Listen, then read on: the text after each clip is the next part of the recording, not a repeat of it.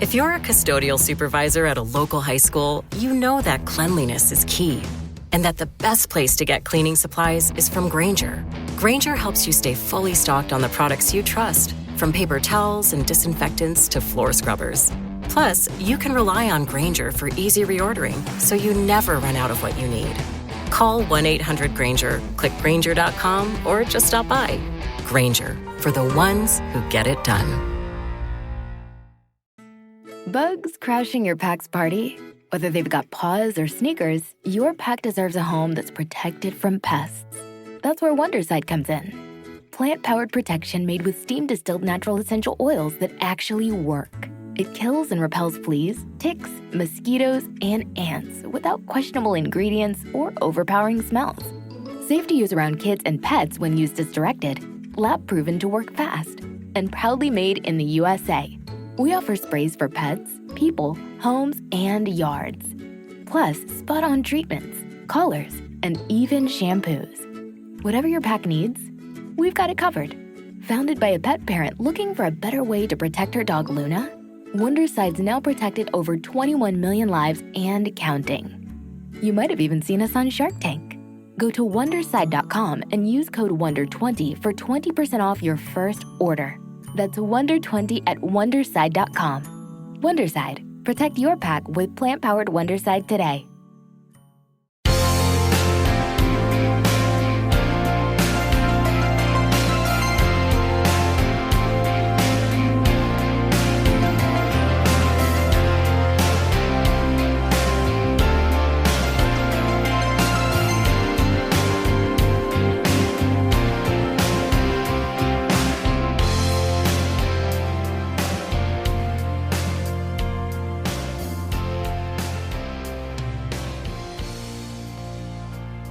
Dude, I want you to record every word I say. Okay. Every word is golden. Okay.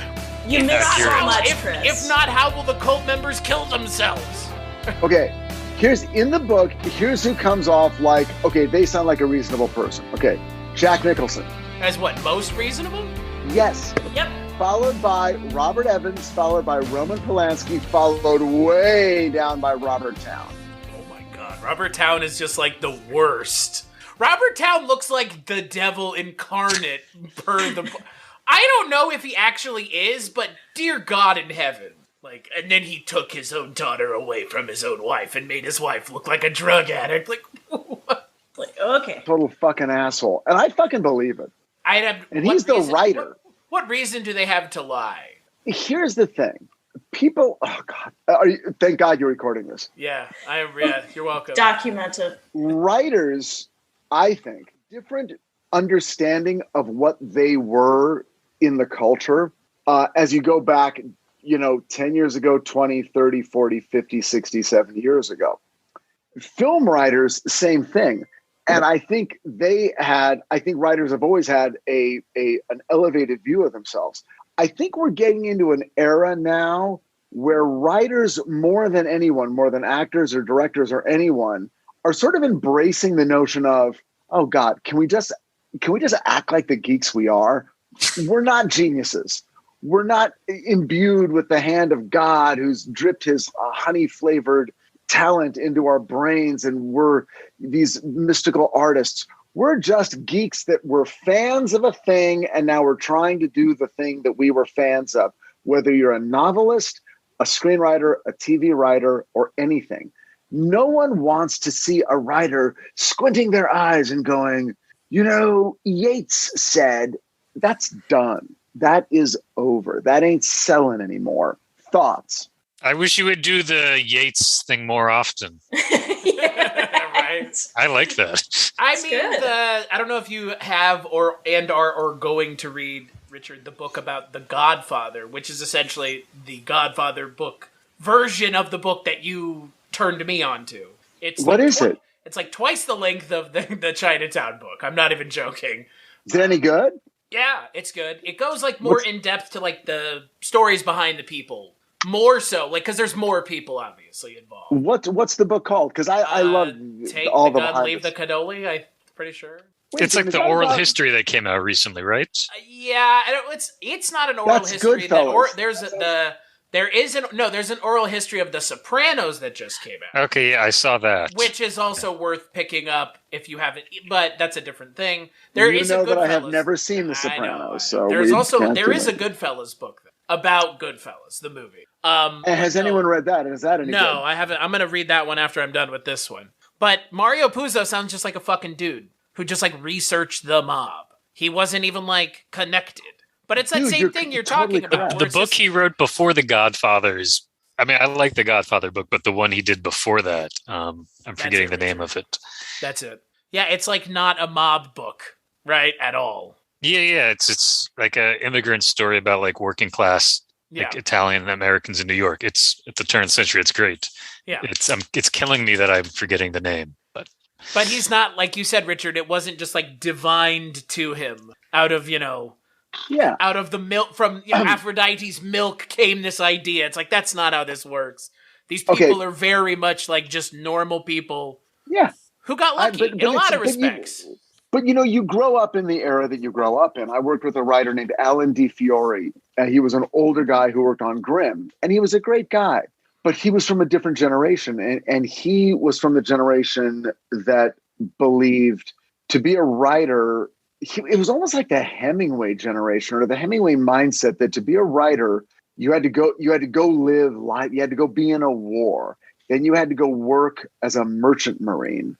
Then you had to work on a ship, and you had to, it was wars and ships. Where's what step is there where it's killing yourself with alcohol? Is that just that's just the overarching. Yeah, that's always going on. That's the overarching thing is killing yourself with high proof rum every evening. And that you daren't set the pen to paper until you've had those experiences, else you're not worthy. And then, I think beyond the Vietnam generation, at a certain point, it was like, Stephen King didn't go to Vietnam. A lot of people didn't. And then it was like, are we still allowed to write? And then after a while, it's like, yeah, you're still allowed to write. So, but back in the day, no, merchant marine. Yeah, you're allowed to have frivolous writing. You can just have fun. Is Harry you can have fun, but is Harry Nilsson a merchant marine? I'm talking about the point. You son of a bitch. How dare you make us watch this? Richard. Hey, first off, don't be making you made me do this shit. Hey, this is a podcast, sir. You always make me do this, Professor. You do nothing. No, Professor. Well, if you were going that far, you get a D-. No, so we're here on the Kulturecast. I am joined by my good friends. He is Cullen Gallagher of the PulpSerenade.com. Howdy. Richard Hatem of, Life. And Yates scholar. Noted Yates scholar. Yates scholar, Richard Hatem. I was a soldier of fortune in Biafra, you son of a bitch. I saw the Mothman. That's how I wrote about him. You don't understand. Richard, why did you write that book if you're not a paranormal psychologist on a daily basis? I don't get it. Because I'm a human being who's had emotions, and guess what? That's good enough. Sure. Boy, don't tell the Vietnam generation that. Mm-mm. And joining us for the first time for an entire month of episodes, because she programmed this month, Richard. I get to get the complaints. Feed me, sustain me. I am ready for rage. Yep. My good friend, Maggie the Odd. Yes, right. Hello, everybody. So on this episode, we're talking about Harry Nilsson's The Point, a TV cartoon that feels a little Rankin and feels a little bass, Richard. It brings the bass. I do not shut my mouth. Paul Frees, my friend. If you've been thinking about getting serious with your money, like actually serious, now's the time. The Motley Fool is offering new members 50% off their iconic stock recommendation service, Stock Advisor. This is the same service that's crushed the market with recommendations that have returned 1,057% since inception, compared to the S&P 500's 180% over that same period. This isn't guesswork. The Motley Fool has a track record of finding companies before they become household names. So if you want to invest smarter and you like saving money while doing it, go to fool.com/listen to claim your 50% off discount off a 1-year term of Stock Advisor. Again, that's fool.com/listen. Returns of 1,057% are from the Motley Fool's Product Stock Advisor and measured against S&P 500 returns of 180% as of July 10th, 2025. Past performance is not an indicator of future results. All investing involves a risk of loss. Individual investment results may vary. Bugs crashing your pack's party? Whether they've got paws or sneakers, your pack deserves a home that's protected from pests.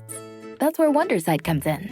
Plant-powered protection made with steam-distilled natural essential oils that actually work. It kills and repels fleas, ticks, mosquitoes, and ants without questionable ingredients or overpowering smells.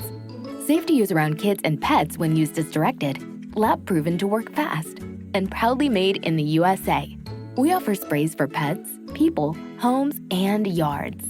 Plus, spot-on treatments, collars, and even shampoos. Whatever your pack needs, we've got it covered. Founded by a pet parent looking for a better way to protect her dog Luna, Wonderside's now protected over 21 million lives and counting. You might have even seen us on Shark Tank. Go to Wonderside.com and use code WONDER20 for 20% off your first order. That's WONDER20 at Wonderside.com. Wonderside. Protect your pack with plant-powered Wonderside today.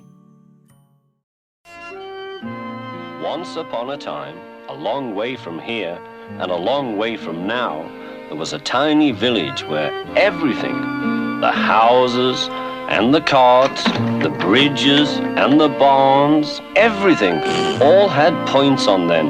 In fact, it was so full of points that even the people had points. The people, right there on top of their heads. And it didn't seem strange at all, because that's the way life was in the village. That's the way it always had been, and for all anybody knew, that's the way it always would be. As you might have already guessed, the main activity of the village was making points. And needless to say, business was brisk and the competition was competitive.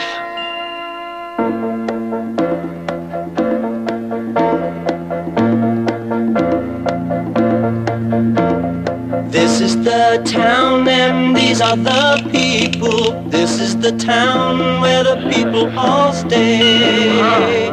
This is the town and these are the people. That's the way they wanted it. That's the way it's going to stay.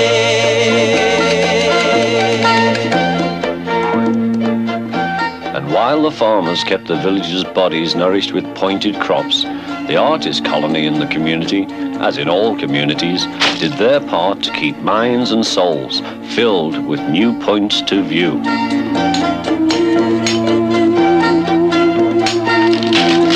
This is the town and these are the people. This is the town where the people all stay. That's the way they wanted it. That's the way it's going to stay.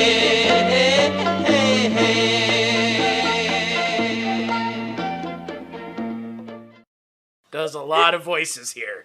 It was really funny when I started watching this. I was like, man, that sounds a lot like Paul. Oh my God, it's Paul Frees. And when Richard realizes it's Paul Frees, he's gonna shit. Yeah. And you shit, didn't you? You probably were just like, God damn it, is this Rankin and Bass? No, I was like, of course it's Paul Frees. It's 1971. Yeah. You know, gee, what are the odds? 1 to 1?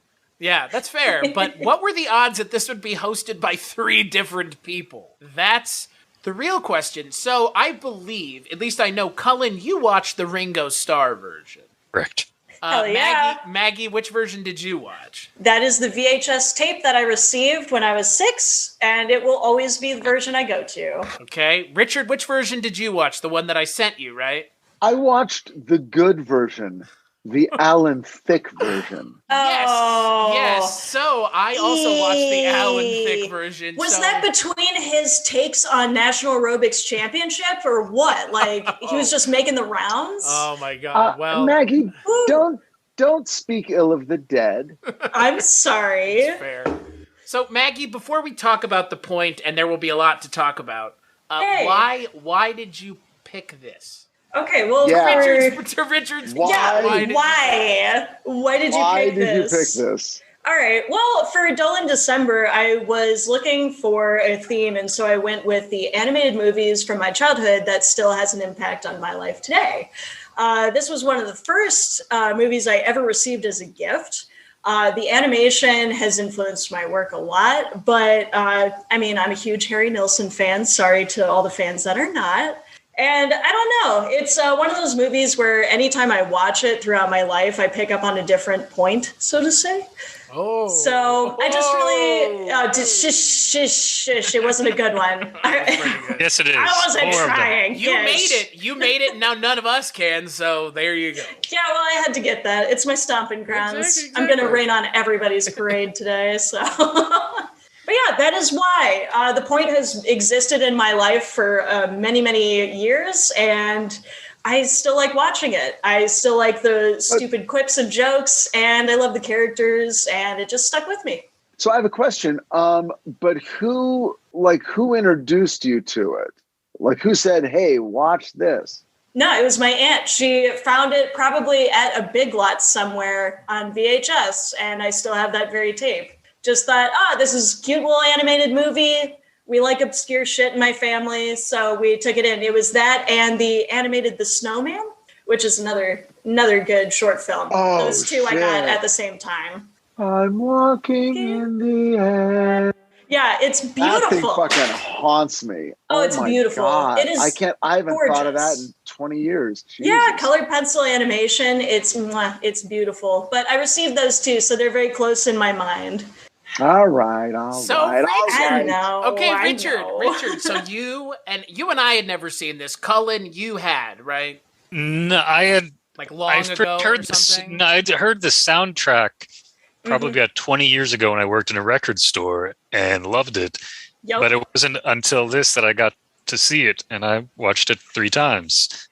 I thought it was great. I loved it. Exactly. Richard, come on, Richard. So what did you think? Well, okay, here's what I thought. This is very much 1971. Unlike all of you, I was actually alive when all this kind of shit was happening. Fair. Okay? And it was it really brought me back to this era of, because everything looked like this then.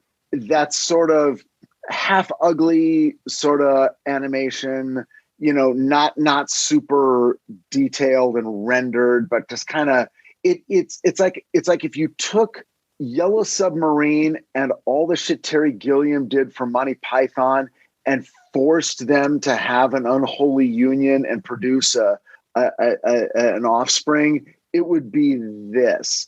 And so it triggers a very visceral memory for me of an era of, oh yeah, this stuff that's kind of weird and disturbing and not necessarily obviously pleasant to look at. Very anti-Disney, very of its era, and as was the story, and even the very fact that it exists. I mean, if Yellow Submarine hadn't existed, Harry Nilsson wouldn't have gone, I'm going to do this. It is only by the grace of God that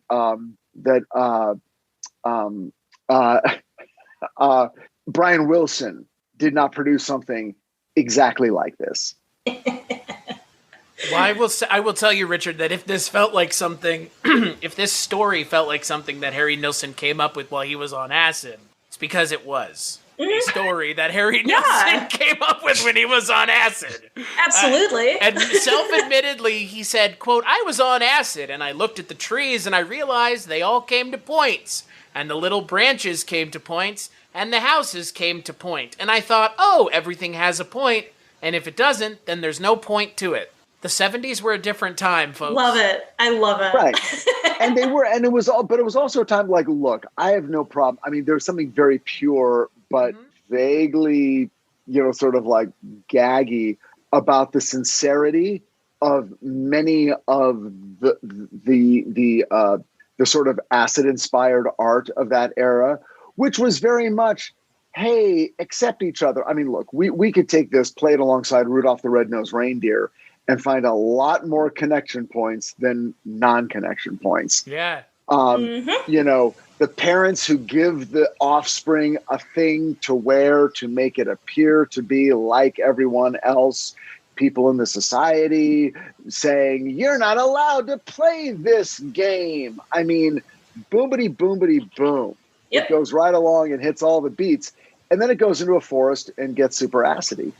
Yeah, then you get music videos intermittently. Well, and that's the thing about it is, like you said, Richard, there is this very boilerplate story here of, it's essentially Rudolph the Red-Nosed Reindeer, however you want to put it. In this story, it's a place where they all have pointed heads. And of course, one day a child is born with a round head.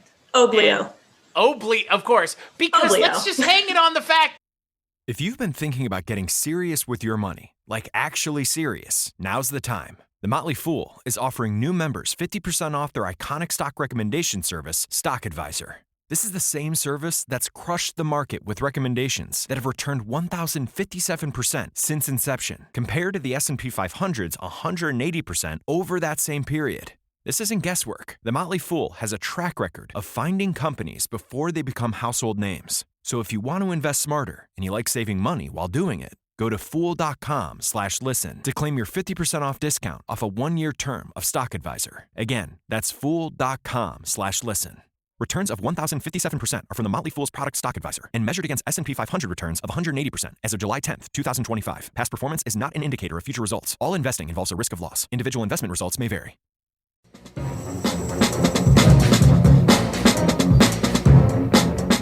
Hello, this is Aaron West. I am the author of the A24 New Wave. In this book, I look at A24's output and I make the argument that we are in a new wave movement right now. A24 plays a major role. This book has a supplemental podcast where each episode is a brief conversation about an A24 related topic, whether an actor, director, or even a genre. As I continue research for the book and conduct interviews, I expect to record podcast episodes with people involved with the company. You can find the podcast at cinejourneys.com or wherever you find podcasts, and we are proud to be members of the Someone's Favorite Productions podcast network. That you're a fucking circlehead too, Oblio. Jesus Christ. Make the kid feel worse. At least Rudolph isn't like, hey, blinky nose fuck. Hey, I mean, that's the same thing. Oblio does not evoke anything other than round shapes. I mean, to your point, Richard, if we're talking Rudolph, that would be like naming Rudolph like Lightface. Like, hey, Lightface, come over here, you fuck. Call him Blinky. I mean, Oblio. Come on. Hey, look, you know what? He at least had a name. That's true. He had a name. Many other people did not get that courtesy. The Count. The Count's son. Yeah. Did Ringo Starr do the original narration, or was it Dustin Hoffman and then Ringo? What was the chronology of narrators? So I'm pretty Dustin sure Hoffman Ringo was first. Seriously, Hoffman Hoffman was first because he was a friend of Harry Nilsson's, and he was like, "I'll do it for $20,000, but only on the first time it ever airs." And then the second time was Al Barsman. Then the third time is Alan Thicke. And then the version that's on the home video releases, including the Blu-ray that came out last year, so weird, is Ringo Starr, which... If we could go back and find the ads, I guarantee you Dustin Hoffman's name was as big as Harry Nilsson. And his Hoffman, though. Dustin's Hoffman, though. Dustin's Hoffman is awesome. That sounds like a good restaurant. You guys ever go on down to Dustin's Hoffman? It's Tales of Hoffman and Dustin's Hoffman too. Dustin's Hoffman. I will say $20,000 should have gotten them more. Yes. But yeah, getting paid $20,000 to do a narration one time that airs one time. Dude, that was like 5 minutes worth of talking. That was literally all that role was. Pretty wild. That's pretty nuts. That was one day's work for Dustin, for sure. Easy. Yeah. And to think about it in like terms of now, that's be like getting Robert Downey Jr. to do like narration for a project for one day and be like, okay, but like you can never use it past this or ever again, just so you're clear. Well, but I mean, television, there was no ever again. Television was television. I mean, in no one's mind was VHS and Blu-ray. Right. Which is why we have the only version of this is not a great version if you watch it, obviously. Again, it's... Asterisk. Chris's opinion. Yeah, I was about to say, I like that you shat on Ringo, and then it's like, oh man, did you hear the Hoffman one? It sucks too. Alan Thicke, guys, is where it's at. Oh, I'll watch it. I'll watch it a fourth time. It's those Canadian, it's those dulcet Canadian tones that really do it for me. Fair. To me, Ringo Starr's voice is always a little is almost a comedy voice. Yeah. It's a little very inquisitive self-conscious for no reason. Yeah, it's a little like I sort of know I'm being funny. It's a Beatles. It's a little. He sounds. There's funny. a little zing to it. Yeah, he sounds high funny. all the time. He sounds Also, high all the time. No, I won't. No more. I'm tired of waking up on the floor. No, thank you, please. It only makes me sneeze. I love that song. You have to. I was be thinking high Octopus's to make Garden. Caveman. So also Octopus's Garden. You have to be high to make Caveman the movie. To be fair, so love Caveman the movie. It's hilarious. I don't know that one. Ringo Starr also kind of just looks like a caveman if you put the right wig on him. I'll watch this movie. Have you not seen Caveman? No. Chris, you haven't done an episode. That's why I haven't seen it. Whoa now. Don't put that on me. Because I haven't watched it because you haven't talked about it. I got to blame someone. Oh, okay. That's fair. Yep. Well, so go ahead, Richard. Oh, I was just going to ask Dolin. Yes. Maggie Dolin. Yes. Okay, so as someone who has seen this multiple times over your entire life, does your feeling change? Did this viewing, was it different? What did you bring to it for the 10th time? Yeah, I don't know. There's always something that I kind of pick up on or like hone in on. Like for this one, I was in like a really bad brain space for most of the time. So I was really existential, but it just kind of hit a point with it right here. Just that you're going to feel very pointless in life constantly, but sometimes that's the beauty of it. It's very simple, but it's like after hearing it for the billionth time, it's like, you don't have to have a point to have a point. I love The Rock, man. He's easily one of my favorites, and that's one of my favorite quotes, and it just kind of fucking hit me this time, where it's like, yep, I'm pointless, that's okay. Yeah, he was my favorite character, and I loved the sort of allegory of what he was saying. It also seemed very relevant. I know. Yeah, I don't know. It also sort of was really effective for me. Yeah. Well, and just that character immediately upon like the A. What's that? It's A flat, double style, extra fortissimo. Don't you know it? It's just I love The Rock, man. That and the Pointed Man is also. It's a heavy life being a rock man.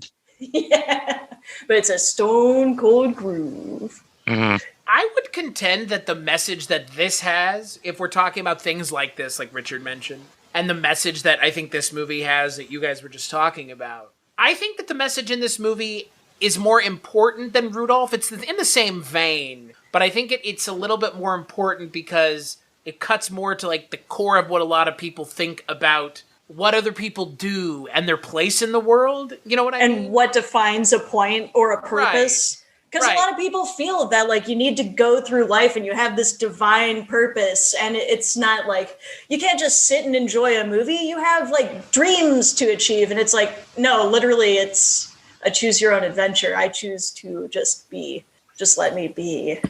And like you said, Richard, at the beginning of this, I mean, to bring it back to being creative, I mean, there are plenty of people who look at a job in the industry that you're in, that I'm in, that we're all in either directly or indirectly as a waste of time because we're not solving world problems. But then they forget that when they want to relax, they listen to music, watch movies, and read and other things. And it's like, you can't say this doesn't have a point when that's the point. It's like the Tree Man. I say it's also like Sullivan's Travels. That too. How so? Oh, because Joel McCrea, makes comedies, and he doesn't think that he wants to make a serious movie because he wants to have something with a message, and everyone keeps telling him, "You make people laugh. This is great." So he doesn't become a merchant marine, but he decides to throw away his money and become a hobo, and winds up on a chain gang, and then sees people laugh at movies, and it's just like, this is actually a gift to people. Mm-hmm. Yeah. I would say, I mean, obviously I agree with all those points. It almost felt like if you were really going to hone in on it, that the idea being articulated here was people in the community into which Oblio was born all are fairly homogeneous in their belief that, sort of the way they think and what they value. And this was almost like, hey, there are people outside your immediate point of reference who have a different experience in life. And just because it isn't yours doesn't mean it isn't worthless or doesn't even exist. And I think that's something we're dealing with right now in 2020 and 2021. Oh yeah, I saw so many contemporary parallels to that sort of allegory. I mean, the Count is very much, you could call him a point supremacist. Yes.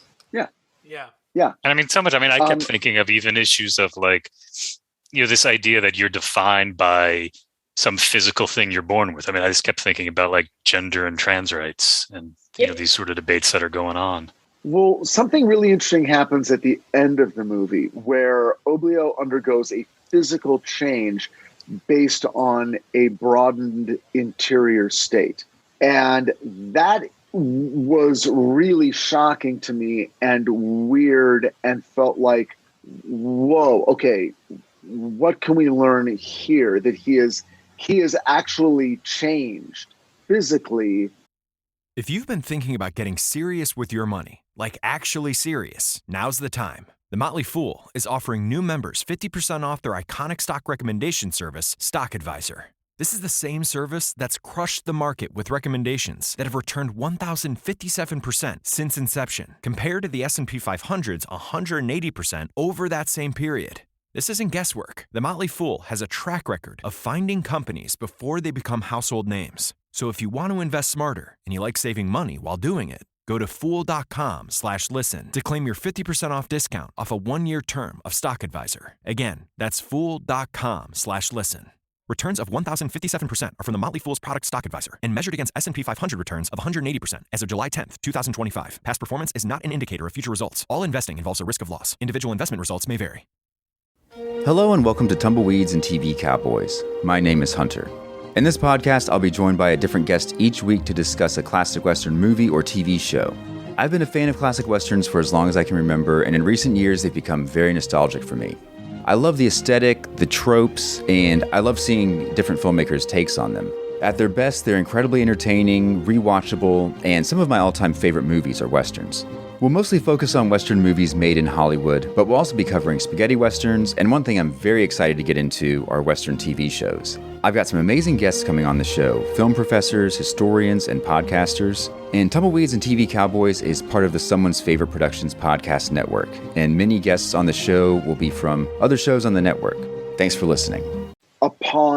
Upon his understanding that the world is broader than the world he was brought up in. And other people changed too, which... Yes. Like the first time I saw Richard, I was like you. I was like honed in on like his physical change, and then on the subsequent viewings, I was more aware of the fact that the whole world changed, the whole community, which I thought was important. Yeah, they. I mean, it can be interpreted a lot of different ways, but the fact that that it's so basic to a person's makeup when they realize, oh, there's a larger context in the world other than the one I'm being exposed to on television and in my close-knit neighborhood. Yeah, it's pretty profound. I do love just kind of the weird hero's journey Oblio goes on, because ultimately he learns all of this stuff in the Pointless Forest, but then he's essentially kicked out of the Pointless Forest for seeing the point in everything. And I just love that. You get to see like the beginning of life and how that starts. You get to have like this kind of moment of dread with the endless hole. You have just like these pointless like mashups of like joyous, just whatever. It's just like the fat ladies dancing. It was utterly pointless, but it was still really fun, and just kind of going through all of that, like just palpable emotions that, you know, after being around for several years, you do get like wider and wider scopes of what that means throughout your life. So I just love that. I love the journey aspect. I love the return home. It hits different from being like a 6-year-old being like, that was a fun adventure, that was really cool, to wow, yep. Just, I get it. The women in this, Richard, were very Last Unicorn-esque with the tree in The Last Unicorn. I don't know if you remember the overly sexual tree with the large... Second time bringing that up. Yeah. Large-breasted tree, Richard. Yeah. Yeah, I thought about that when I was like, whoa, okay. Very So Rubenesque like, at a certain women in point this. with those women, I'm like, yeah, there's just boobies bouncing all over the place. But I guess it was considered like, oh, these aren't actual literal women, so somehow that's okay. I mean, this was aired. What was the history of this? What network aired it? When was it aired? ABC Movie of the Week. Movie of the Week. 1971. It came in at about, I'm sure this was a 90-minute time slot with commercials when it aired. So, yeah, ABC Movie of the Week. All right. It was preceded by The Feminist and the Fuzz, and then afterwards was Love, Hate, Love. So those were the other movies that were before and after it. So Feminist and the a Fuzz? feminist pediatrician and a chivalrous cop butt heads as roommates in San Yeah, they're Francisco. buttheads, all right. Yeah, Hey, they're Chris. fucking buttheads. Oh, I'm sure they buttheads. You know, I'm sure this was a popular TV movie in 1971, but you want to know the most popular TV movie in 1971? The Night Stalker. Oh, yeah. Yeah, I was about to say he's baiting me into this for a reason. It's gotta be The Night Yay!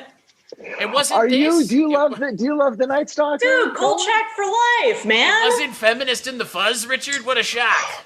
I know, right? Starring Barbara Eden and David Hartman. Whoa. Yeah. Post I Dream of Jeannie. David Hartman and Barbara Eden, my God. Yeef. God. No thanks. I'm good. And what was the other one? Something called Love, Hate, Love.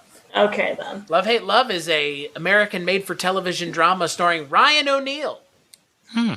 Writing that, Wow. what is that? Is that pre or post Love Story, Ryan O'Neal? Pre. It's got to be pre. Or is it Sounds like between? Because it was pre-everything. love, hate, love. So Yeah, right. Just right in the middle there. Love story, hate story, No, love that's story. post Love Story. Love Story was 70, so But pre What's Up, Doc? That's a great movie. that's the get. Ryan O'Neal is the get at that time in 71. Kind of like getting, like you said, Richard Dustin Hoffman. Look at that, he's got it right there. Wait, Oh, hey! man, I just love it. See, Cullen, That's what. the only guy besides me that can literally hold something up as a non sequitur comic gets made. It's literally within arm's reach. It's just every time. oh yeah, you mean this book? Boom. You mean this Love. DVD? Boom. I'm looking at some of this stuff is some of these things are really, we got Sally Field in here, Longstreet, Yuma, the sheriff. Oh, this sounds great. An African American sheriff tries to prove that a racist raped a young black girl, starring Ozzie Davis. Jesus Christ. Yeah. Man. Well, this was the as it turns out this was the area that TV movies covered. TV movies were primarily watched by women, as all network TV is. There's a greater level of female viewership than male, but they dealt with issues long before any other like hour-long or half-hour shows. They were dealing with rape, and they were dealing with sexual abuse and child abuse and date rape and a lot of issues that just were not being talked about on any level. There'd be a TV movie about it. And so, yeah, that about some racist rape case or something.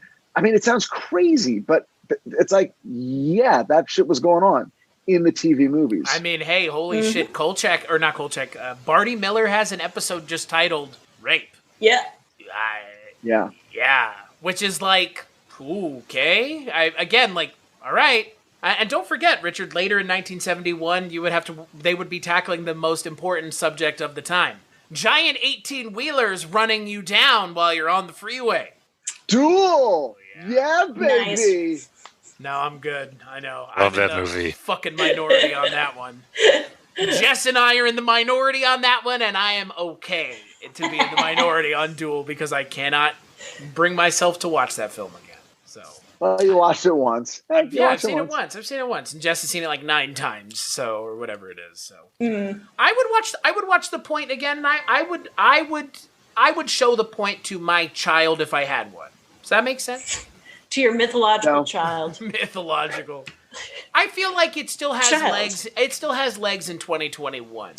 Oh, totally. One of my favorite parts that didn't come up yet is at the beginning when they're talking about, the society, the little bit about the artist who tries to draw a circle and goes to the museum and is booted out. Then he draws the point and comes back and is celebrated. Yes. I mean, it fits into the whole sort of like conformist, aspect of the society, which is like you depict what they want to see. Yeah. And it's just like, great, you're celebrated. You try and do something different, you're out. You can take that in many different ways, but I love that little aspect of it. Yeah, that small snippet was really great. Like they had a lot of great visuals as well as just like underlying cues throughout like the music video aspects of it. Just love it. Well, and the involvement of Harry Nilsson, obviously, as the man who came up with the idea. It's kind of indelible, right? Like it's so obviously a Harry Nilsson thing. Me and my arrow. Right, exactly. Taking the high road. I mean, it's fantastic, right? You can do it. I can't.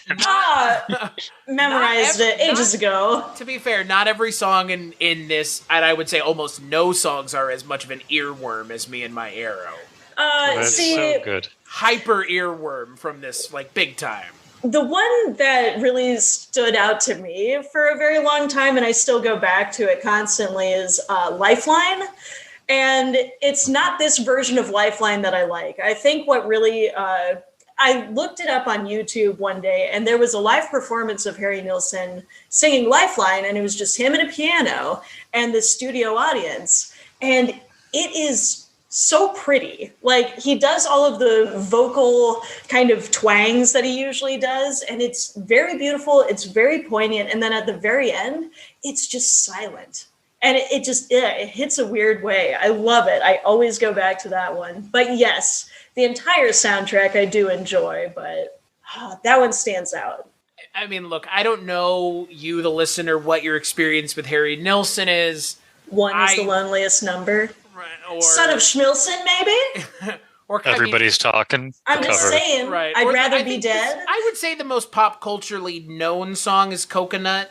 Oh, yeah, that's true. Unfortunately, not because I think it's a bad bad song. He wrote for the Monkees on occasion. The Beatles. He wrote for so many other people. He was involved with everybody. He was the Beatles' favorite artist. I mean... Yeah. Who? I don't want to be the Beatles. I want to be the guy that the Beatles like because that's more street cred, right? Like that. You want to be that guy, the guy that the Beatles think is talented. The Pussycats album that he did is so good. Yes, very. And it is worth looking for the documentary, Who is Harry Nilsson, because that actually gives a very nice little personal history of him and what he has been involved with. Because it's actually hilarious to me how many people he knew and was just like a satellite around. Just kind of astounding. Yeah, he was in there. He was, there was that sort of cultural, boiling pot, as it were, of a lot of really brilliant people all hanging out together on the Sunset Strip at some point. Yep. Are they still there? No. Not him. Sunset Strip's a fucking disaster now. It's a barren wasteland.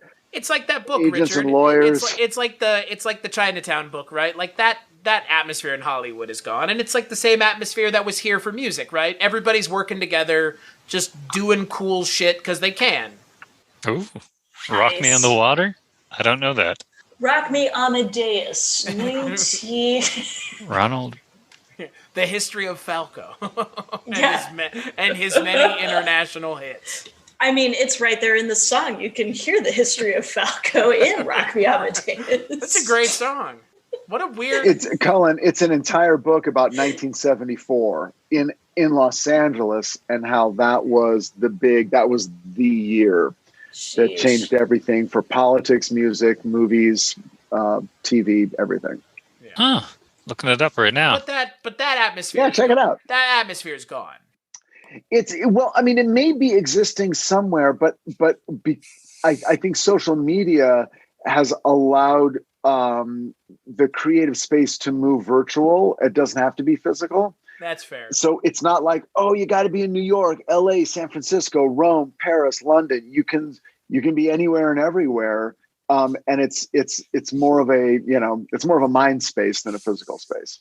That's fair. I mean, yeah, to work with a lot of people creatively now, unless you want to do it in person, you can get it done here. I mean, we have. Oh yeah. So. Oh yeah. Yeah.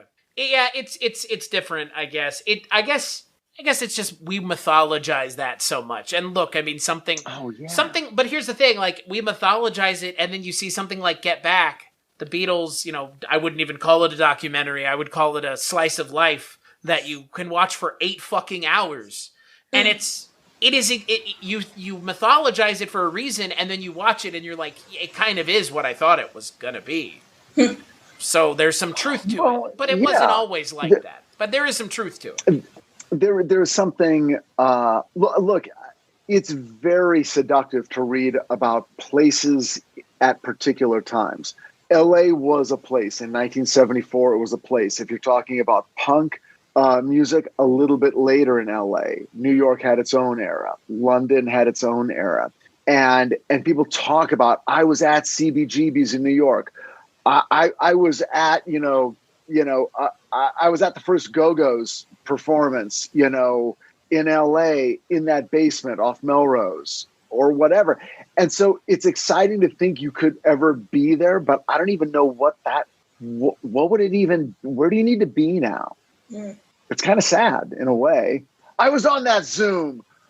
Right. Well, I mean, to be fair, like you said, Richard, it is because of the internet has kind of democratized the process. There is no I was there anymore, unless you were you really have to be there for it to be a thing. Because otherwise, most people can be there now too, like within reason. Yeah, and it's okay. You can be at Comic-Con now without being there. That didn't even used to be a thing. I think ultimately it's probably better because people can now, who don't maybe have the economic wherewithal to be at the place if they're not already there, they can still participate in art and in a movement. But it is a little sad. I mean, especially now that we're so isolated and that the artistic mindset that sometimes is a little bit introverted to begin with is now so marginalized by the innate fear of going out into the world. I'm dealing with a kid who's like that. I'm dealing with 2 kids that are like that. They prefer never to leave their screens ever. And it's hard to see that and be sentimental like me and think, but you're missing out on the notion of I'll meet you at the theater at 8:00. And you had to go out and you had to be there, I mean, that is the point. That is kind of the point of the point in a way. Like, I see where you're coming from, but I think ultimately even I don't want that anymore. There's part of me that I don't know. I think I'm with your kids a little bit, Richard. Like, there's part of me that's like, like this has become so second nature now that, like, I mean, I didn't do this whole thing for a month, right? And it was weird because I didn't talk to Cullen, I didn't talk to you, Richard, I didn't talk to Maggie. I essentially just shut it all down for a month. And it's not easy to do that, and it sucked because, like, who the fuck else do I talk to about most of the things I talk about with you guys? We just happened to record. The novelty does wear off after a while. This is like the only technology time that I get, but I have been technologically stunted by 10 years. So I could take it or leave it. catch up real quick in the last 2 years and the last 10 that you missed if you've just been sitting at the computer. Yeah, I've just been dusting off the floppy disks for Oregon Trail. I just forged a river and needed to switch over to the 3rd one. So. Oh God. Wow, that's amazing. The Oregon Trail, 3 floppy disks worth of fun. Yeah. Sweet. I know, right? Maybe I'm different from you. I especially lately, now that I've begun to go back out to shows, I am just like, I miss all the old places I used to be able to go to here in New York so much. Like going to like Silent Barn shows that were like $5, and they would have $3 beers if you wanted one. There's like a place nearby where you could get like $1.50 tostadas that were just amazing. And at Silent Barn, there'd be like outdoor area with like a couple picnic benches where people would go to smoke in between sets. And like, I wasn't smoking. I didn't know anyone. I would just like sit out there in the middle of winter because it was cold, and it would just like kind of shock me awake because I'd be so tired. And I'm like, you know what? I'm sitting around. I'm going to shoot the shit with someone random that I don't know and I'll probably never talk to again. Probably too buzzed to remember anything. 100%. I just love those nights. 100%. I'll do that like once a month just because it was more of a habit when I was in college and I was hanging out with the punks in Kent. But I do miss the shitty shows where it's like, yeah, we just bought this warehouse and we're going to put some speakers up. Let's chill out. Or I don't know, the last time I went out to like the arcade bar that I go to, like I think I gave some college student a pep talk about, chasing his dreams or some shit. And it's like, I'm never going to fucking see that guy again. That's hilarious. I had such a blast. So yeah, I mean, talking on screen's great. Shooting a text every now and then is great, but the novelty does wear off. Yeah. I don't miss great. I miss seeing people, but I don't miss going. Like, I don't miss eating at restaurants. I realized that being gone for like a month, I was somewhere I'd never been. I realized like I'm okay. I'm eating at restaurants. Like, I'm not gonna fight people about it. Like, it's whatever at this point. Like, I'm all right, whatever. You want to go, fine. But but here's Chris, you and I never lived this. Cullen did. I don't know about Dolin, but. There's okay. So in the writer's room a few weeks ago, all these conversations, but it sort of led around to the way several of the writers in the room. Have you ever wanted to dive deeper into the horror movies you love?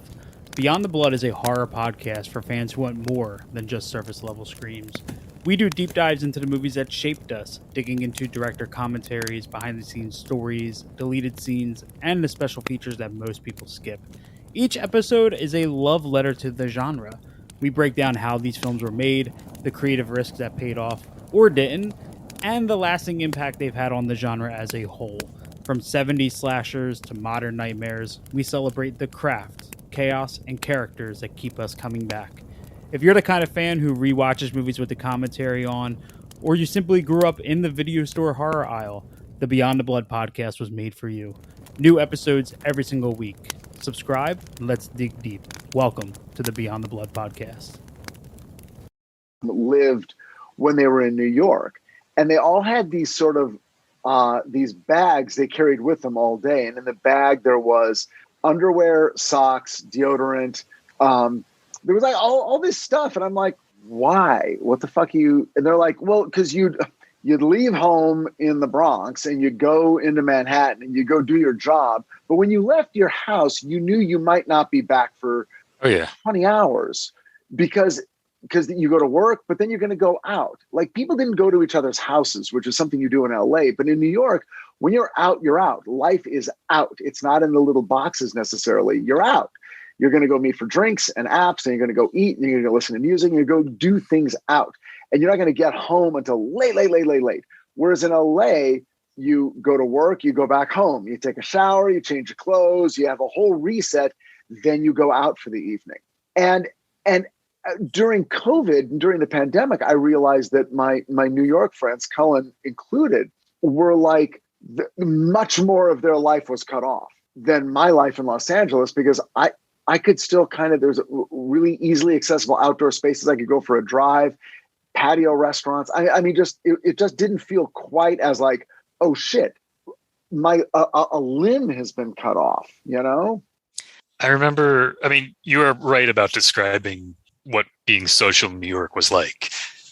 At my old job, I'd get out of the job, go to the bar, and then go meet someone to do something.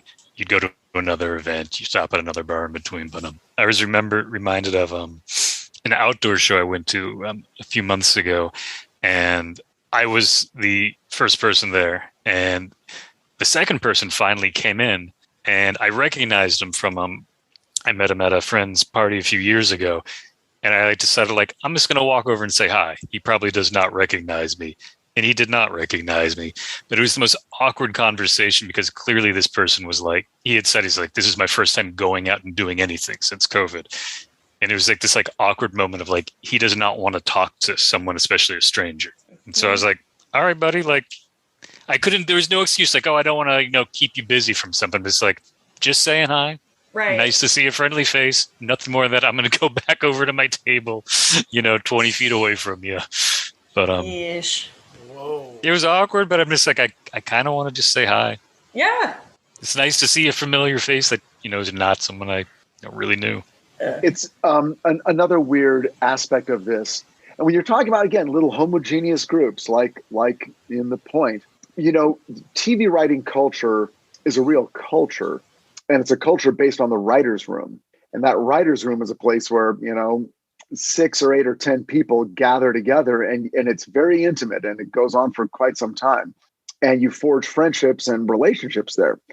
Now, I've been lucky to have 20 years of that. And of course, in my career, every show gets canceled. So another show, then another show, then a new show, then a new show, then another show, then another show, then another show.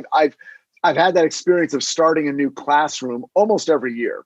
And now I'm on the far side of my career. And I'm kind of like, well, I've met a bunch of people and I'll meet a bunch more. And I'm very comfortable and I'm not like, oh my God, are people going to like me? So I don't mind being on Zoom. And I don't mind meeting 8 new people on Zoom and going, hey, all my Zoom people, you're all my friends now. But I forget when you're 25 and you've never really been in a room and now you're in a Zoom room, it's tough. Yeah.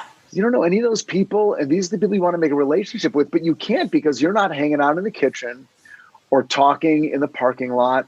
You're on Zoom under the purview of your boss and all the upper levels, and then you're out. And when you're out, you're out. There's no chat. You're not hanging out in someone's office, during a break. And for those people, forging those relationships is going to be tougher, and you can't do it on Zoom. Mm-hmm. And I feel for people younger than me. Again, I'm married. I'm not out there anyone out there trying to date right now, Jesus fucking Christ. Good God, good luck. Gave up long ago. Thank you, though.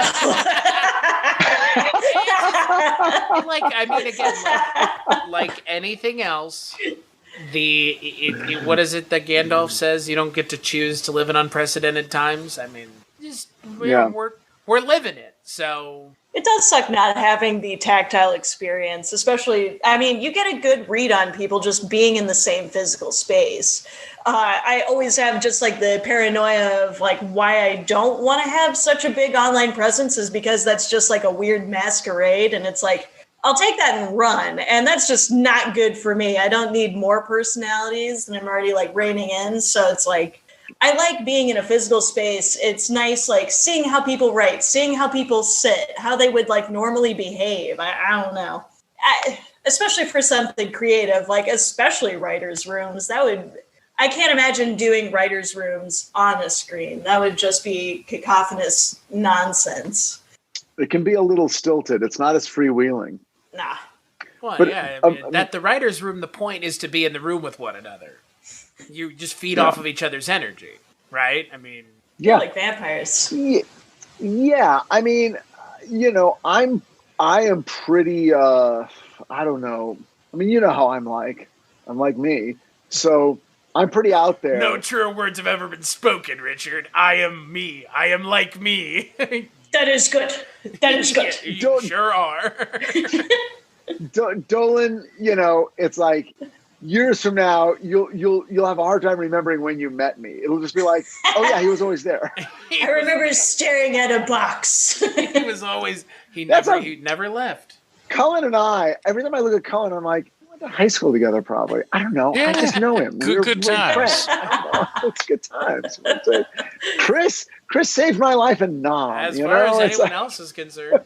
What's funny, actually... You and Maggie were going to be merchant marines next week when you think back. Exactly. Yeah. I mean, if you do think about it, though, the fact that so Maggie and I are the only ones that I've ever met in person. But Richard and Cullen, I've never met either one of you. And if you think about, by some shot, hopefully sometime soon. Sure, yeah. I was just invited to a bar at the same time you were in town. If you think about it, though, every time that we've talked has essentially been the same. We've talked about something different. We've always looked at the screen. We've always been sitting here with the microphones. Nothing's changed. Even during the pandemic, nothing's changed. I mean, When you come to New York, are you just going to bring the mic and keep in front of you the whole time? I'm actually just going to FaceTime you while I'm there. I'm never actually going to see. Just pass right through the room. Right. Yeah. Maggie, where are you located, by the way? I am in Ohio, the doldrums. Oh, sweet. The land of boredom. It's exotic to me. I've never been there. I will say it is a hoot and a holler driving up and down any road just to see the batshit nonsense, like the mattress factory turned church turned mattress factory again. King James. Genius. That's also a real place. Genius. I met some Ohioans the other night. They were in town playing a show. Dope. Oh, which band? Jen Powers and Matthew Rowland. She plays a hammered dulcimer and he plays 12-string guitar. That's amazing. They're really, really sweet people and amazing musicians. Okay, well, I'm gonna locate them when they return and see which bar they're gonna be playing at. That sounds excellent. Ask them if they're gonna play "Me and My Arrow."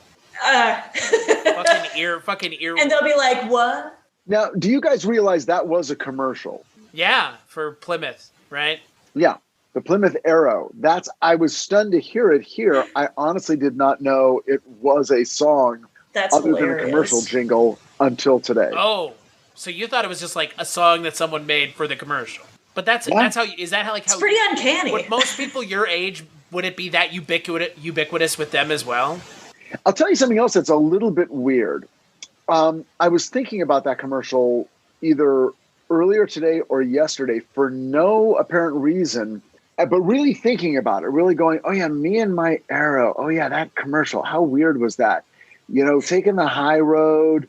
I guess it was all about, you made commercials then about just being friends with your car. Like, what was the point of that commercial? Like you're just so happy to be alone in your car. I was really thinking about it, and I haven't thought about it consciously ever until within 24 hours of watching this and hearing that song and going, what the fuck? Oh, I guess it came from an actual song. So that's a little precognitive-y in a weird way. Wait, so you thought about it before you watched it? Yeah. Holy like shit, yesterday or the day before. I was about to say, because I texted you about it today. Yeah, but nothing about, it's not, the cartoon's not called The Arrow or Me and My Arrow. Why were you You were meant to see this movie, Richard. Yeah, we hit your subconscious real hard. What made you think about the commercial? Just, what's the weird subtext of a person wanting to fuck their car?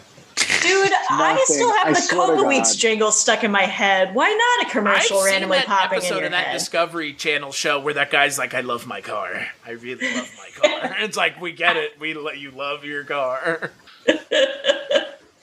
Everything in 71 was so quaint. I mean, holy shit, this is quaint. It's just a nice little cartoon with a nice little message that's animated very nicely. One of my favorite messages that didn't come up yet was when he and Arrow are starting, their journey toward the pointless forest. I think he says something, Maggie, correct me if I'm wrong, about oh yeah, I'm more excited about where I'm going than the stuff I'm leaving behind. Right. It's just that town fucking sucked. Oblio was very chill about being banished from his fucking hometown because of because he couldn't wear his hat. Fuck those people. Because he didn't wear his fucking hat and beat the Count's son at football, essentially. It's wow. Yeah, fuck that town indeed. Yes. Okay, then it's a strange message because don't blame the leader. He just did what was the law. Right. Oh God, yeah. You know what, parents, Dad, fuck you too. While I'm at it, I love you both, but fuck you. All right. In Rudolph, what do you mean? What can we do?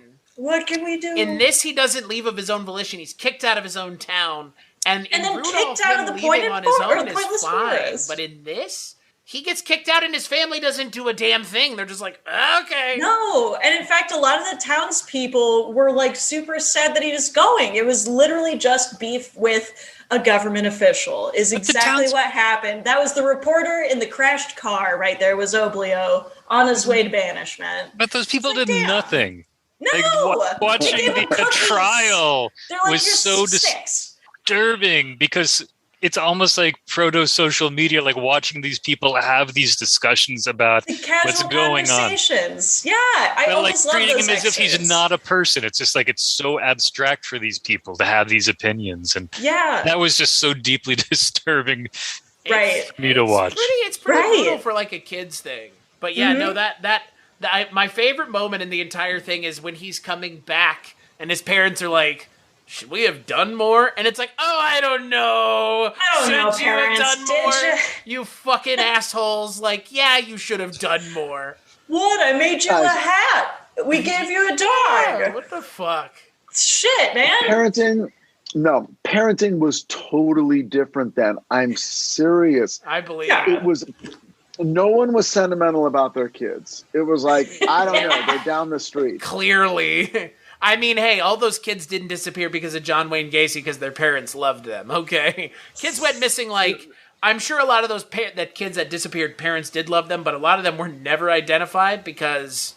That's all, like, late 80s, early 90s stuff. Even in the early 80s, people are like, oh, my kid hasn't come home for a couple days, they're fine. Yeah, I'm not that's that worried. the 70s, man. Yeah. Now, it's like... Wait a second. They were supposed to be home at 4:30. It is 4:45. I'm calling the FBI. I saw them leave on the Ring doorbell, and they're not back yet. Yeah. Is that worse in some ways? Yes. In some ways, no. Like, my mom was. We didn't have seatbelts. We didn't have helmets. Lawn darts, bro. They were a thing.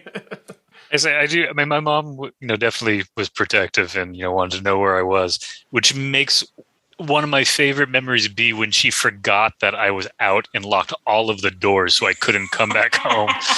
And it was the middle of winter in Maine, and I went back to my friend's house to see if I could use their phone, but the whole family had gone to sleep. I didn't have any money, so I couldn't go to a payphone to call them. It's pre-cell phone. And I'm banging on all the doors, hitting the doorbell, and my mom and dad are sleeping through it. And nice. I was about to smash a window when I decided to shoulder open a door, and it thankfully worked. But whoa! I crawled through a couple windows myself. I feel that shit. I lived a pretty fucking. What are you crawling through windows for there? But when I would get locked out, it would be like a fucking doors closed where they either thought I was staying the night at a friend's house or whatever. So it's I knew which window I could break into if necessary. Did you do all this when you were our age? Well, I did not have an exciting childhood in terms of I'm running away, I'm shoplifting. It was, oh God, life before cell phones, life when everything was about a payphone and about, not knowing where anyone was ever. It was weird. It was different. Not saying it was worse. It just wasn't like people incessantly texting, hey, I'm walking up to your house right now. Cool, man. And you're just texting even as you see each other, you're still texting. It was like, I told him to be here at 8. It's 10:30. I don't know what to tell you. And there's no way for me to solve this mystery. Mm-hmm. We may never solve it. Essentially, let's look at it this way. Pre-cell phones, you would have half as many episodes as Seinfeld as you do now. Half of that show was I can't get a hold of him on my house phone. Where are they? That's that whole show. That's most sitcoms. They're I can't get a hold of someone. In Barney Miller, it's where's Fish? He's just out and about somewhere. Fucking text him. Yeah. You can't do, you know what I mean?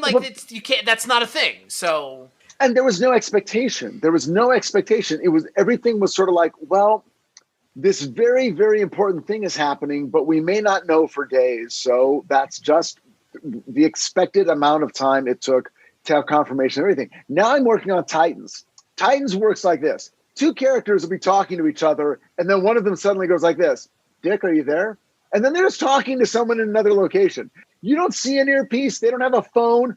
We are to believe that they always, if they're wearing their super suit, they simply have the ability to speak to anyone. It's just Starfire, Beast Boy, Raven. It's just there. You're just talking, and then you just cut to another location. They're like, what? Their hand is all it takes. That's too much connectivity for me. I was about to say, give me a house suit and answering suit. I don't need that shit. That's rough. My God. I leave my phone in the other room sometimes just because I just don't want to hear that vibrating. It's good. Are you out of your mind? That's the fun game is, leave your phone in a room for an hour and see if you can come back with no fucking text messages. Just it's a great feeling. Clean screen, and you're like, I've missed nothing for an hour. So good. Yeah, nothing in my life has gone wrong outside of where I am for the last hour. Good. And in this day and age, that's all you can ask for. Mm-hmm. And we grew up with the phrase, no news is good news. Yeah. It's like, okay, we'll go with that, sure. So, Richard, would you show your kids this? No. Not a chance. Really? They're not. Not a chance. But you showed him Rudolph the Red-Nosed Reindeer. Because I like Rudolph. Aww. Do you really not like this? Rudolph was part of my childhood. This is not an aesthetic I enjoy. It's not a kind of storytelling I enjoy. I can watch it with clear eyes and understand its relative values as stacked against other things like it. But did I enjoy it and would I ever watch it again? No. Totally fair. Does that make it 2? Are we 2 for 2 now? The last 2 podcasts you've been on have been skips, right? What I can't remember the last podcast. Fucking What Elvis we're movie talking in about. September. I guess we talked about The Seventh Victim in October, which was good. Oh no, that was good. Yeah, but Elvis yes movies. to Seventh Victim. I think yes to the Elvis movie. I think that. But now that you say it, there was something that I said no to. I can't remember what it was though. Probably something Rankin and Bass, the mouse on the. Oh, yes, for sure. Red Mouse. That Rankin and Bass, man, we're down to season stems. In fact, we're beyond that. We're licking. Yeah, you're gonna hit Arbor Day soon. Yo, dog, we're mad keefing, bro. We're turning that bag out inside out to get those last little crumbs out. Yeah, you guys are smoking stems at this point. We're smoking old roaches at this point. What's next? The Jackson 5 animation? Follow that? Oh, I'd give anything. We talked about it, so it's on the horizon. Cullen, what about you? Go ahead, Richard. Go. What? No. Come on, Cullen. Would you skip it or watch it? Oh, watch it. I've done it 3 times. I'll watch the other narrators, and they should put this back on like a movie of the week or something. I think important movie. Good lessons. Good music. I agree. I think the music is good. I think the message is good too. I think it has a message that's complementary to Rudolph, but I think it's more important. Also, hour 14 minutes. More movies of this length, please. He's golden. That's a TV movie thing. Bring it back. Bring it back. We don't need all the these movies I 2-hour things. picked are like 90 minutes or so. Like, Bless you. We're unreleased completely. They're good. Then I wanted to marathon my movies as a kid. I was a psychotic little child and just memorized everything that I watched. So 90 minutes was like the perfect amount. I could do a one-man show of these movies because they're short enough to remember. Do it. Okay, so now, I mean, forgive me that I'm not, on the website, but I don't know what other movies are part of Dolin December.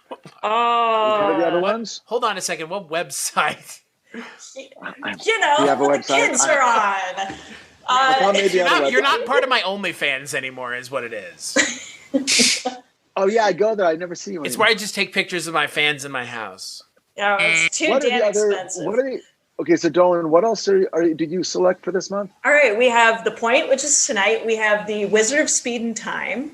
Whoa, what's that? Oh, Mike Jitlov movie. He was a stop motion animator that got hired on by Disney, and he does the classic special effects, and he is wonderful. He seems like a pip, but it's a movie about making movies. Oh, that sounds good. It's so cute. And once again, probably still on YouTube for free. So most of the movies I like are very free on YouTube. For better or worse. And then we have Wallace and Gromit Wrong Trousers, which was the second in that set. Oh, right very on. Good. Yes, very technically savvy. Cullen, you'll be on that one, remember? Talking about Nudge. Yes, that's on the 21st. It sure is. See. And then the last one is The Thief and the Cobbler. Yes, one of the prettiest unfinished projects. Yep, completely unreleased. On YouTube in its entirety. Yeah, for what entirety it may entail. Yeah. Which is a shame because that was also just revolutionary animation. Very slick, very smooth. They used more than 24 frames a second. I forget the exact number, but very pretty. And Vincent Price did a voice on it. So I don't mind spooky old man voice in there too. So Vincent Price loves cooking. I don't know if you guys know that. Yes, you do. Cooking Price and dogs. Yeah. And art. Do you know about just that, not cooking dogs? Do you know about Vincent Price's cookbook? No, but I've got his other book. I've got a signed Vincent Price up there. Wow. The one about him and his dog. The library I work at threw away his art book, and I took it, but I haven't brought it home yet. Oh, is it signed? No. You should just sign it. No, that would be wrong. Sign it, Cullen Gallagher. Value going up. Blam. Rich, Aid's going to get his signed Vincent Price book. Of course. Yeah. I did find, so we may grovel. when I worked at the MoMA library, I found a Fritz Lang book, allegedly signed by Fritz Lang, and I was like, I kind of want to track down the history of this copy, and it turns out that it was Charles Silver, one of the curators who had recently passed away. He and someone else in the department would make jokes to each other and sign stuff. Dude, so I was able to amazing. add to the record, like, this is an in-joke. This is not accurate. Great. I don't know whether, I'm glad I figured that out, but like nobody else seemed to be concerned that there may or may not be a Fritz Lang autograph. Like, I'm like, boss, shouldn't this, maybe they didn't care who Fritz Lang was, but. That's hilarious. Maggie, I'm assuming this is something that's in your rotation all the time. Oh God, I would never watch it again. That 100 was enough. No, I would always go back. That tape is well worn. It has all the tracking issues known to man, along with my Lord of the Rings tapes too. Permanent green bar. But yes, absolutely, I would go back to the point. I fucking adore this movie with all my heart. And as for me, I would suggest it as well. It was good. I mean, I get where Richard's coming from. But absolutely. For me, I find it to be... I like the message. I like the music. Me and My Arrow is a total earworm. I mean, most of Harry Nilsson's, pop culture stuff that he's well known for are earworms. Everybody's Talking is a fucking earworm as well. So that's Fred Neil who wrote it, though. That's fair. Yep. That's fair. But it's Harry Nilsson's voice, that ethereal, weird... The Harry Nilsson thing. Yeah, he plays the shit out of that song. Yeah, so good. I love that song, but it's an earworm. I mean, big time.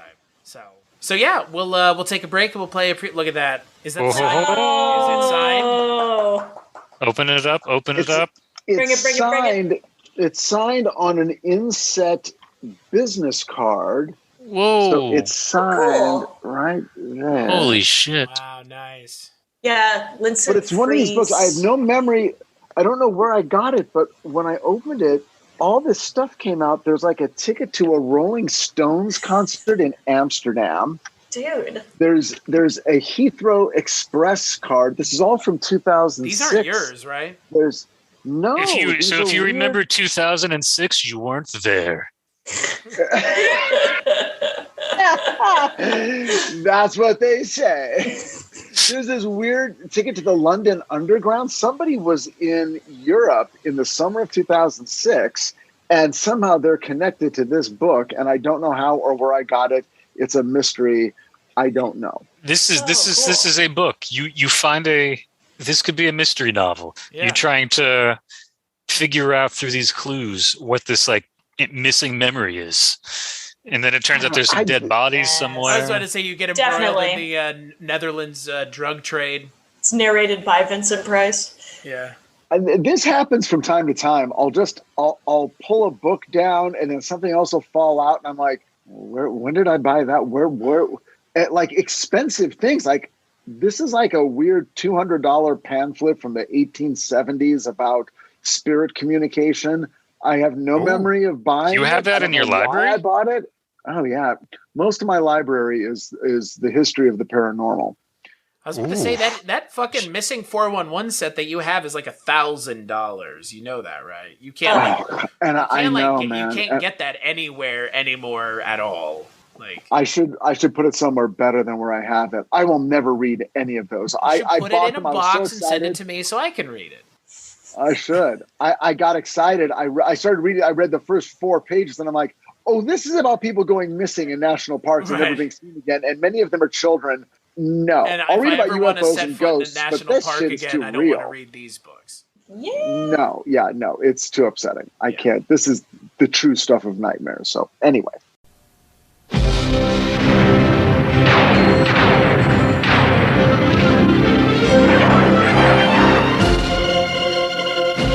Before Superman, before Rambo, before Pee Wee Herman, there was the Wizard of Speed and Time. An eccentric genius who created a motion picture legend in his own garage.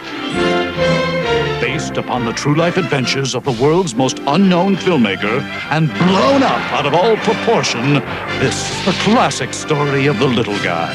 Going up against the system, fighting corrupt and evil movie producers, overcoming unbelievable and ridiculous odds, all to win the heart of the girl he loves, and maybe the rest of her as well. Made on the same film stock as Roger Rabbit and Star Wars, filmed around the world in a special process that is technically unexplainable. You'll see electrifying special effects, laugh at mind-numbingly stupid jokes, and gasp in awe that we actually got big-name stars to be in this. You'll see dancing, romancing, financing, fencing, crowd scenes, chase scenes. This is the motion picture with everything. It's even got the kitchen sink. It's the kind of movie you would make if you didn't have anything better to do. 5 years in the making, 5 days in the theaters. So see it while you can and tell your friends. You've got to be off to see The Wizard. Speeding to a theater near you. Maybe even this one.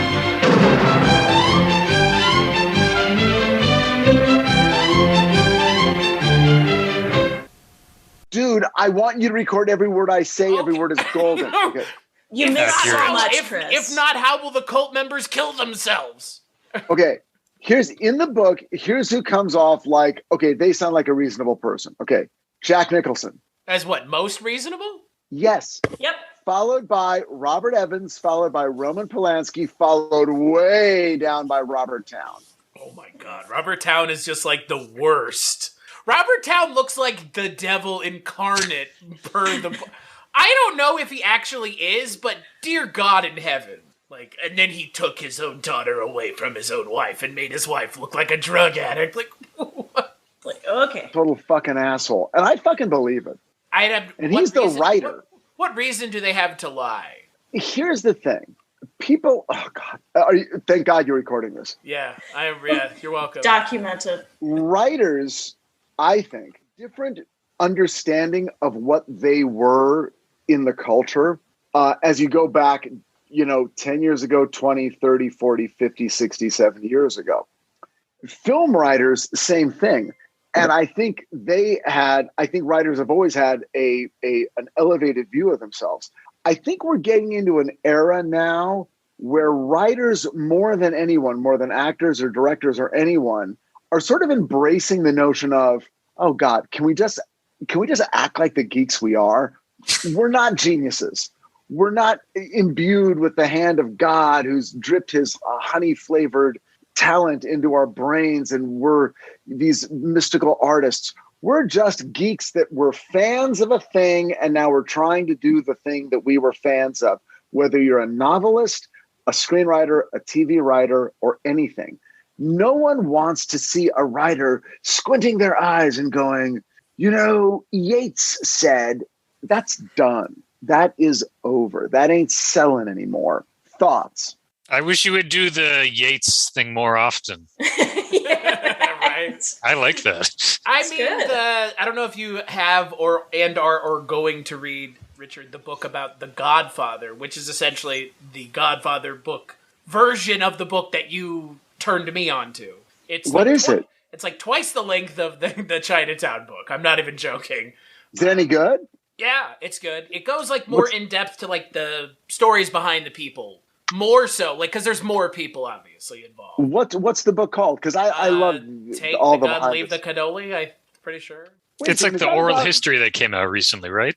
Yeah, it's not an oral history. There's an oral history of The Sopranos that just came out. Okay, yeah, I saw that. Which is also worth picking up if you haven't, but that's a different thing. So let's take a break and we'll play a preview for the next Culturecast. I mean, I can just cut this part out. That's right, on the next Culturecast, Maggie's going to be joining me again, and we're going to be joined by Mike White, who you've heard lots of times. Heck of a guest. And Trevor and Maggie as well, and we're going to be talking about the Wizard of Trevor's great, too. Trevor is great. That's a great lineup you all have for next week. Trevor now works in a movie theater. He works at a movie theater, so... right on. Yeah, so fun. He has all the swag and shit from working at a movie theater, so that's cool. But it's been a while since I've talked to Trevor, so I'm looking forward to it. Until then, Richard, where can people find you if they were looking? They can find me on HBO Max. If you'd like, you can watch all 3 seasons of HBO Max's Titans. And we're working on season 4 feverishly. So feel free to dive in. There'll be more episodes coming. What is that, Brendan Thwaites? Brenton Thwaites. Oh, sorry. He's Australian, mate. Governor. What about you, Cullen? Where can people find you? I can finally plug shit. Hey! If you go to Spotify or Bandcamp and search for Cullen, Brian Gallagher or Modern Silent Cinema, you will find 2 of my new albums. And there should be a 3rd album dropping sometime later this month or in January, whenever the tapes get made. But you can find all of that at CullenGallagher.com. There should be links to shit that I'm doing there. Shit. CullenGallagher.com. Yay. Big news. I like it. Yeah, goddamn, man. And coming soon next year, you have a theme song on our Columbo podcast, my friend, on top of everything else. Look at that. That's a first for you for doing a podcast theme song, right? It is. I'm very stoked that y'all liked it. Hell yeah. I mean, it's your music and it's, Columbo inspired. What's not to like? Right, Richard? I can't wait to listen. Just listen? That's the Dustin Hoffman level performance what right else do there. I need to do? That's fair. Something more? Yeah. That's fair. What about you, Maggie? Where can people find you? You can find me online in my wacky ass art, comic books, illustrations, watercolors, puppets, and et cetera, at dolinmuseum.com. DOLIN museum.com. Or Instagram at Maggie the Odd. Whichever. As for me, cstachiw.com. CSTACHIW.com. That's my link tree. Things that I work on. Richard and I do a podcast together where we talk about Rankin and Bass, which, honest to God, this show would have been... It's tangentially related, let's put it that way. Pretty closely tangentially related. This was better than Mouse on the Mayflower, Richard. Give it that much. Yeah, tell me about it. Yeah, that Rankin and Bass thing hasn't turned into the fire hose of cash I was expecting. You look so sad, Richard. Cashing those Rankin and Bass. I'm concerned. That took a wind right out of your sails. We're holding him hostage right off camera. I think we need to get Richard some movies he likes. Please. You know what? Last night, may I for one moment, and I hope this is part of your podcast. I want this. We'll end it with this, Richard. Go ahead. Last night, because my family abandoned me to do something else, I went upstairs and I watched me a little Altered States. Whoa. And I thought about Ken Russell, and I thought about the Devils, and I thought about 1980s movies, and I'm like, back in the day, you used to have me watch things like The Fly, and now here I am just watching Altered States just for no even reason. There's not even a podcast to talk about it on. And then I woke up today and watched The Point. Back in the day, you mean last year? Last fucking year. I can still hear them. Anyway. The suffering children. I know. We gotta do like an early 80s movies, because that was my sweet spot. That was when I was going to the movies every single weekend. I would see 2-3 movies for a period of like 4 years. So that's, I mean, come on. Like father, like son. That's your type of movie. Oh, shut up. How dare you?